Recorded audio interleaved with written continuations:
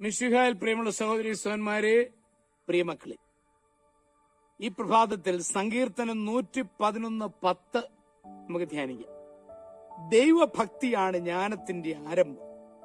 അത് പരിശീലിക്കുന്നവൻ വിവേകികളാകും, അവിടെ എന്നേക്കും സ്തുതിക്കപ്പെടും.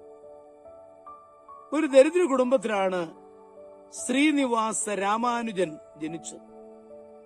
തുണിക്കടയിലെ കണക്കപ്പിള്ളയായിരുന്ന അച്ഛന്റെ തുച്ഛമായ വരുമാനം കൊണ്ടാണ് കുടുംബം കഴിഞ്ഞിരുന്നത്. എന്നും കുടുംബത്തിൽ പട്ടിണി മാത്രമായിരുന്നു.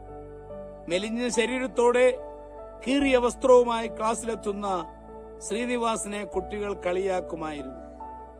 പക്ഷേ അധ്യാപകരുടെ ആദരവ് പിടിച്ചുപറ്റുവാൻ കുട്ടിക്ക് കഴിഞ്ഞു. എത്ര പ്രയാസമുള്ള കണക്കാണെങ്കിലും രാമാനുജന് അത് മനക്കണക്കാണ്. ഒരു ദിവസം അധ്യാപകൻ പ്രയാസമേറിയ ഒരു കണക്കിട്ട് കൊടുത്തിട്ട് ഉറങ്ങാനായി മേശയിലേക്ക് തലചായ്ച്ചു. സർ, ഞാൻ ചെയ്തു. ശ്രീനിവാസന് ഉറച്ച ശബ്ദം അയാളെ ഉണർത്തി. നീ ചെയ്തോ?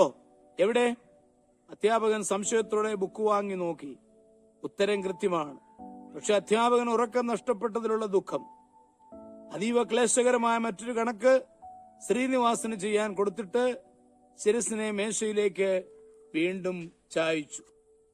ഇത്തവണ പയ്യൻ ചെയ്യില്ല. 10ാം ക്ലാസ്സിലെ കുട്ടികൾക്ക് പോലും ചെയ്യാൻ പ്രയാസകരമായ കണക്കാണ് കൊടുത്തിരിക്കുന്നത്. ഈ സമാധാനത്തോടെയാണ് അധ്യാപകൻ തലചായ്ച്ചത്. പക്ഷേ ഏതാനും മിനിറ്റുകൾക്ക് ശേഷം, സർ, ഈ കണക്ക് വളരെ ഈസിയാണ്. നീ അതും ചെയ്തോ? അതോടെ ആ അധ്യാപകന്റെ ഉറക്കം പമ്പ കടന്നു. അമ്പരപ്പോടെ അദ്ദേഹം ശ്രീനിവാസനെ സൂക്ഷിച്ചു നോക്കി.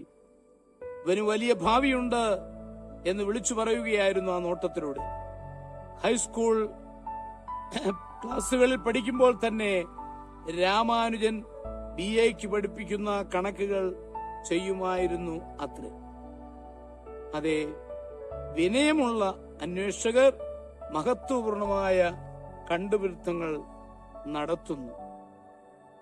നമ്മൾ തീർച്ചയായിട്ടും ആ ദൈവഭക്തിയിൽ നമ്മുടെ ജീവിതത്തെ നയിക്കുമ്പോൾ നമുക്കെല്ലാം സാധ്യമാവും.